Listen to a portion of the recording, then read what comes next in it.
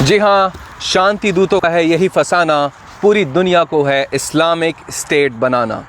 और इन्हीं नापाक मंसूबों को अंजाम देने के लिए भारत सहित पूरी दुनिया में इस रेडिकल इस्लाम ने कहर ढाया हुआ है। दिल्ली दंगों से लेकर बेंगलोर दंगों तक और अब स्वीडन से लेकर नॉर्वे तक सब फूंक डाला है इन आतंक के सरपरस्तों ने। ज़रा सी बातों पर हिंसक हो उठना और मरने मारने पर आमादा हो जाना इनकी आदत का एक दुर्भाग्यपूर्ण हिस्सा बन चुका है। आपने भारत के इन तथाकथित शांति दूतों द्वारा दिल्ली और बेंगलोर को फूंकते हुए तो देखा ही होगा। अब देखिए कि कैसे दुनिया के दूसरे हिस्सों में भी ये कट्टर मुसलमान हिंसा फैला रहे हैं। ये जो तस्वीरें इस वक्त आप अपनी स्क्रीन पर देख रहे हैं, ये दुनिया के दो बेहद शांति प्रिय देशों की तस्वीरें हैं। ये तस्वीरें हैं स्वीडन और नॉर्वे के शहरों की। देखिए किस प्रकार से स्वर्ग समान इन खूबसूरत शहरों को आग के हवाले कर दिया गया है। तो आइए फटाफट से जान लेते हैं कि स्वीडन में 28 अगस्त की शाम को आखिर क्या हुआ था। देखिए, डेनमार्क जो कि स्वीडन का ही एक पड़ोसी देश है, वहाँ की एक राजनीतिक पार्टी है स्ट्रैम कुर्स, जिसका अंग्रेजी में अनुवाद होता है हार्डलाइन पार्टी। उसी के एक नेता हैं रास्मस पालुडान। इनका मानना है कि मुसलमान देशों के शरणार्थियों को उनके देशों में नागरिकता नहीं मिलनी चाहिए। रास्मस का यह भी मानना है कि कट्टरपंथी मुसलमानों की बढ़ती तादाद उनके धर्म, संस्कृति और देश की अखंडता व संप्रभुता के लिए एक बड़ा खतरा साबित हो सकती है। और इसी से संबंधित एक जनसभा का आयोजन रास्मस स्वीडिश शहर माल्मो में करना चाहते थे, मगर उन्हें स्वीडन की सरकार की तरफ से सभा के लिए अनुमति नहीं मिलती है। इसी से खफा होकर रास्मस और उनके समर्थकों ने कुरान की एक किताब को पहले जलाया और फिर उसका वीडियो बनाकर ऑनलाइन साझा कर दिया। बस फिर क्या था, मुसलमानों का वही पुराना तांडव फिर से शुरू हो जाता है। वही भावनाओं का आहत हो उठना, वही अल्लाह अकबर के नारों के बीच पत्थरबाजी और आगजनी करना, वही पुलिस पर हमला करना और दुकानों को लूट लेना। दोस्तों, तारीख बदल जाती है, देश बदल जाते हैं, दंगों का स्थान तक बदल जाता है, मगर यदि कुछ नहीं बदलता है तो वो है इन मुसलमानों की दुनिया भर में आग लगाने की हसरत, तबाही मचाने की फितरत। जी हाँ, ये मंजर खुद गवाही दे रहे हैं कि चाहे कितना भी समृद्ध और खुशहाल देश ही क्यों ना हो, जहाँ भी ये कट्टरपंथी इस्लाम पहुँचेगा वहाँ का सर्वनाश होना निश्चित है। खैर, ये तो थी 28 अगस्त की कहानी। फिर 29 अगस्त को इस हिंसक आग की चिंगारी से स्वीडन के बाद उसका पड़ोसी देश नॉर्वे भी जल उठता है। जी हाँ, स्वीडन का माल्मो शहर जलाने के बाद नॉर्वे की राजधानी ओस्लो में भी हिंसा फैलाने की कोशिश को अंजाम दिया जाता है। दरअसल नॉर्वे के भी मूल निवासियों का यही मानना है कि इस्लाम से उनकी धरोहर और संस्कृति को भी बड़ा खतरा है, और इसी के चलते ओस्लो में भी कुरान जलाने की बात सामने आने के बाद वहाँ के मुसलमानों ने भी अपने चिर परिचित अंदाज में राजधानी ओस्लो को आग के हवाले कर दिया।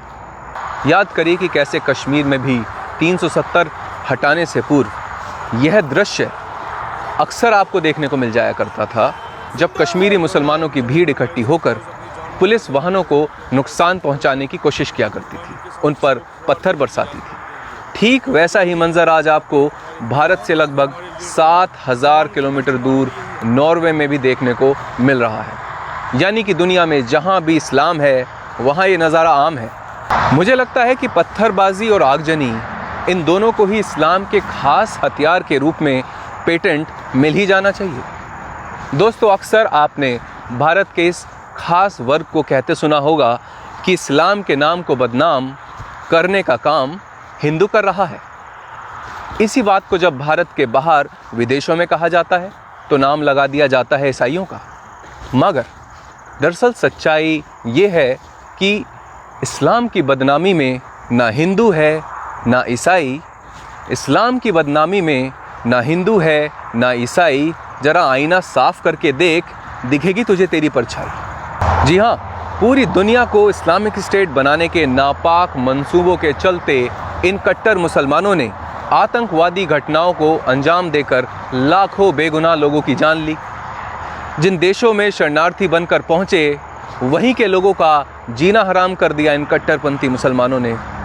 गैर मुस्लिम लड़कियों को छल कपट से जबरन धर्म परिवर्तन के लिए मजबूर किया इन मुसलमानों ने। और आज जब पूरी दुनिया इनके असल चेहरे से वाकिफ़ हो चुकी है तो रोना रोया जा रहा है, कभी हिंदुओं के तो कभी ईसाइयों के खिलाफ। तो आइए अब ये भी जान लेते हैं कि आखिर स्वीडन जैसे इतने शांति प्रिय देश में तनाव की यह स्थिति उत्पन्न कैसे हो जाती है। वर्ष 2013-14 में जब आतंकी संगठन ISIS ने इराक और सीरिया में गृह युद्ध छेड़ दिया तो लाखों की संख्या में वहाँ के मुसलमानों ने यूरोपीय देशों से शरण देने की गुहार लगाई।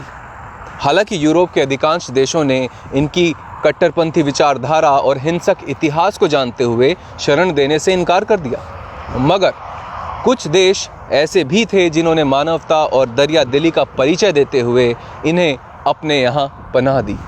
जी हाँ, जर्मनी, फ्रांस, बेल्जियम और स्वीडन जैसे देशों ने अपने दिल और सरहदें दोनों के ही दरवाजे इनके लिए खोल दिए। वर्ष 2014 से 16 के बीच लगभग 1,90,000 मुसलमान शरणार्थियों को स्वीडन ने अपने यहाँ बसाया।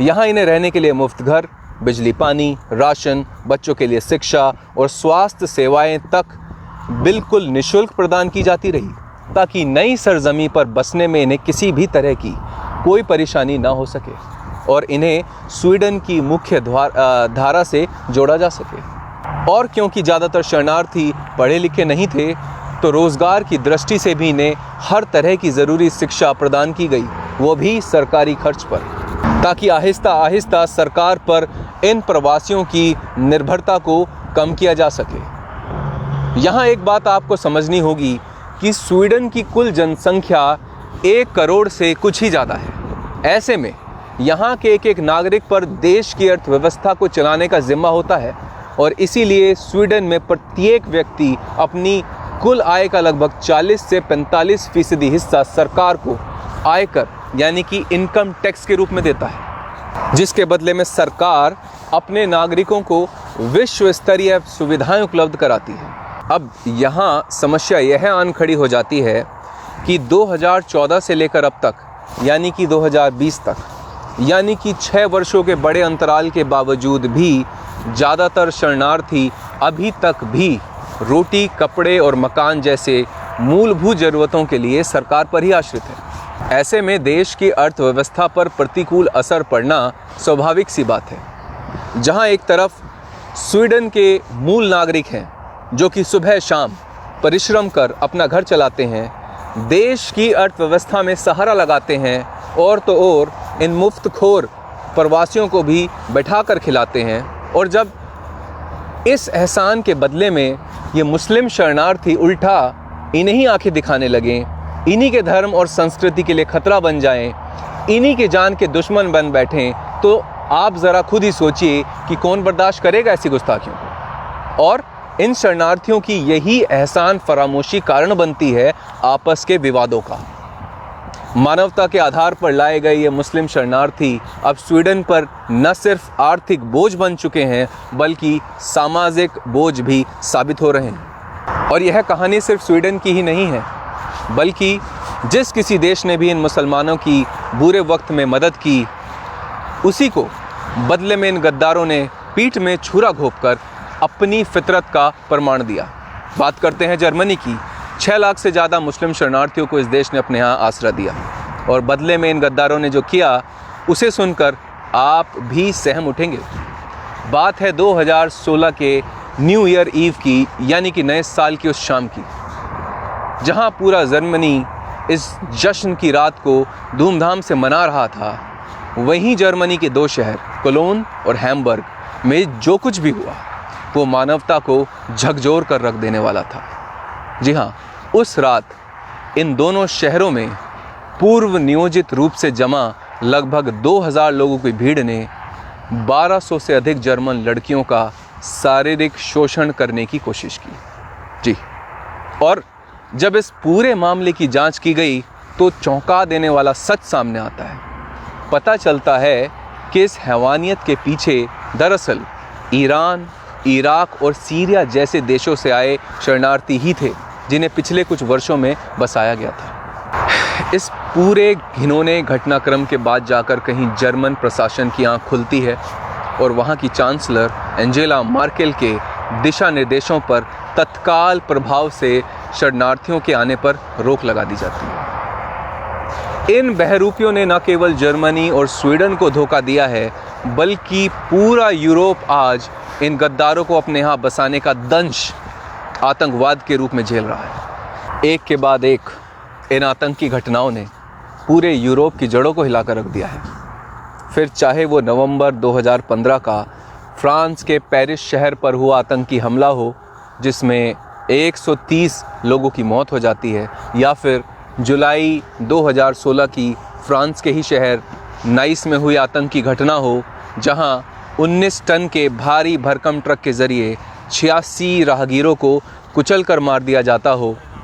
इसी तरह से मार्च 2016 को बेल्जियम के ब्रुसेल्स शहर में बम विस्फोट कर 32 लोगों को मार दिया जाता है। जून 2016 में टर्की एयरपोर्ट को निशाना बनाकर 45 लोगों को मौत के घाट उतार दिया जाता है। और 2017 में इंग्लैंड के मैनचेस्टर अरेना को प्रसिद्ध सिंगर आरियाना ग्रांडे के कार्यक्रम के दौरान बम विस्फोट से उड़ा दिया जाता है। इसमें भी 22 लोगों की मौत हो जाती है। इतना सब देखने और सुनने के बाद मुझे ये कहने में कोई गुरेज नहीं होगा कि इस्लाम भारत का ही नहीं, बल्कि पूरी दुनिया का सबसे हिंसक और असंवेदनशील धर्म बन गया है। और अगर यही हाल जारी रहा तो भविष्य में इस्लाम के लिए कोई भी देश अपने यहाँ की सरहदों को खोलने की कोशिश कभी नहीं करेगा। इस सब से एक और बात साफ हो जाती है कि कोई भी देश और उसकी माटी इन कट्टरपंथी मुसलमानों के लिए कोई मोल नहीं रखती है। किसी के भी प्रति नमक हलाल बने रहना ज़रा कठिन हो जाता है इन लोगों के लिए। तभी तो वर्षों से भारत में रहने के बावजूद, उसका नमक खाने के बावजूद ईमानदारी निभाई जा रही है पड़ोसी मुल्क पाकिस्तान से। भारत माता की जय कहने में गुरेज है, मगर पाकिस्तान का महिमा मंडल करने में सबसे तेज़ है। और अब बारी है समाधान ढूंढने की। सर्वप्रथम किसी भी विदेशी व्यक्ति को अपने देश में स्थायी या अस्थायी नागरिकता प्रदान करने से पूर्व उस व्यक्ति की व्यक्तिगत पृष्ठभूमि से लेकर आपराधिक पृष्ठभूमि तक की विस्तृत जांच की जानी चाहिए। और यदि किसी भी व्यक्ति के पृष्ठभूमि की जांच करना संभव ना हो तो ऐसी दशा में उसका आवेदन निरस्त कर देना ही समझदारी है। क्योंकि अक्सर देखा जाता है कि शरणार्थियों के मामले में बैकग्राउंड चेक्स में ढील बरती जाती है। अधिकांश मामलों में तो बिना कोई जांच पड़ताल किए ही इन शरणार्थी आवेदकों को देश में रहने की अनुमति दे दी जाती है, जो कि भविष्य में प्रत्यक्ष और अप्रत्यक्ष रूप से बड़ा नुकसानदायी साबित हो सकता है। फिर चाहे वो भारत में बांग्लादेश से आने वाले रोहिंग्या मुसलमान हों या फिर यूरोप में आने वाले मध्य पूर्व देशों के मुसलमान, सब शक के घेरे में आते हैं। एक तो पहले से ही इन तमाम देशों की संलिप्तता आतंकवाद फैलाने में रही है। ऊपर से इन देशों से यदि किसी का भी साफ पृष्ठभूमि होने का प्रमाण पत्र जारी किया जाता है तो उस पर आंखें मूंद कर विश्वास नहीं किया जा सकता। देखिए, जब बात देश और दुनिया में से किसी एक को चुनने की हो ना, तो ऐसे में अपने देश और नागरिकों के लिए थोड़ा स्वार्थी बना जा सकता है। और इसीलिए केंद्र सरकार द्वारा CAA और NRC लाने के फैसलों का मैं तहे दिल से स्वागत करता रहा। अमेरिका ने भी 7 कट्टर मुस्लिम देशों पर बैन लगाकर अपना पक्ष साफ कर दिया था।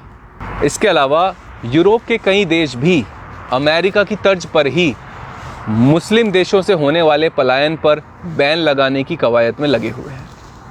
और यदि फिर भी किसी विदेशी को नागरिकता प्रदान करनी हो तो इमिग्रेशन प्रक्रिया के मापदंडों को बेहद सख्त बनाने की ज़रूरत होगी। प्रयास यही करने होंगे कि जिस किसी व्यक्ति को अपने देश में रहने की अनुमति दी जाए वो शिक्षित, साधन संपन्न और हुनरमंद हो, ताकि उस देश की अर्थव्यवस्था को सहारा लगा सके। उदाहरण के तौर पर भारत का जिक्र करते हैं।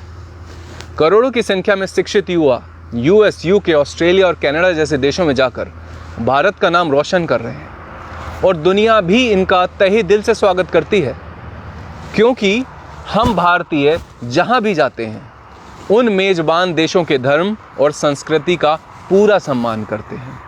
मगर हमारे ही देश में कुछ लोग ऐसे भी हैं जिन्हें भारत की वैश्विक प्रतिष्ठा से परेशानी होती है, और इसीलिए ये लोग आए दिन दिल्ली और बेंगलोर दंगों के बहाने भारत की शांति प्रिय देश वाली छवि को खराब करने पर आमादा हैं। अब यह जिम्मेदारी आपकी और हमारी है कि देश में मौजूद इन गद्दारों के नापाक मंसूबों को कभी पूरा होने ना दिया जाए। दोस्तों, सच कड़वा होता है तो मेरे तर्क भी कड़वे ही होंगे। जिन्हें इन बातों से तकलीफ हो रही है और मुझे अपशब्द कहना चाहते हैं, बेशक कुछ भी कहें।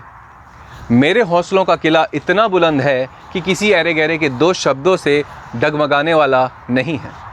मैं देश के प्रति अपने समर्पण को यूं ही बिना थके, बिना रुके और बिना डरे निभाता रहूँगा। और यदि आप भी मेरा साथ देना चाहते हैं तो मेरे इस फेसबुक पेज और यूट्यूब चैनल को लाइक, शेयर और सब्सक्राइब करना मत भूलिएगा।